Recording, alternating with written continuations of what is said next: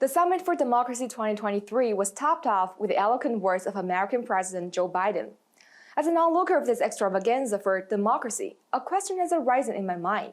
What exactly is going on with America's democracy? The answer could be put in a nutshell: little progress and even relapse. Le Monde pointed out that 2022 was a year of doubt for U.S. democracy. The Washington Post and the New Yorker observed that American democracy is in a worse state than ever before. And according to Pew Research Center, in June 2022, about 6 in 10 U.S. adults claimed that they were not satisfied with the way democracy is working in America. Biden claimed that defending against authoritarianism, we have to prove democracy still works, that our government still works, and we can deliver for our people. However, 2 years after the chaos at the Capitol, the American people still live in a country where money runs politics and political polarization are the norm, where government policies are growing more disconnected from public opinion, where social contradictions and social divisions are worsening, and where racial discriminations and gun problems are nothing rare.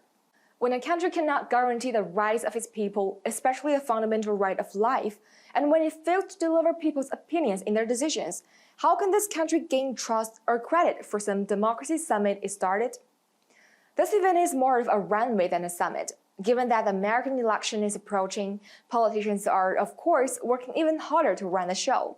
Democracy, freedom, and human rights are like fashion items on display, with Americans idolized or neutral seated as audience, while doors are shut to their competitors with an arrogant excuse: they have no such thing to show.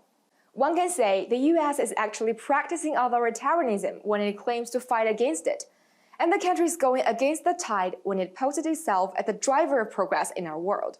In fact, China has repeatedly stated that democracy is not a unitary concept. Each country is a different situation, which will provide different soil for democracy to sprout and grow. Naturally, the fruits will not be all the same. Democracy is related to people's well-being, so only the people get to practice and assess democracy. The "I'm democratic, you and I are different, so you're not democratic" rationale of the US is just ridiculous. Now look at the core of the issue. The US is obsessed with democracy. But is that truly for democracy? Obviously not. Instead, stirring up the world and waiting for windfalls from other countries' turmoil, I'm afraid that is America's real agenda. Like Chinese President Xi Jinping once said, the practice of stoking division and confrontation in the name of democracy is in itself a violation of the spirit of democracy. It will not receive any support. What it brings is only endless harm. On the front of China-US relationship, the so-called democracy debate is just the tip of the iceberg, since the US has grown rather skilled in manipulating politics and playing a zero-sum game, taking advantage of its louder voice in the international arena and others' lack of understanding towards China. But has this made America great again? Or has China been intimidated by this? One would not be seen in a more favorable light after blowing out others' lamp. Thank you for watching. I'm Xu Yi, Beijing.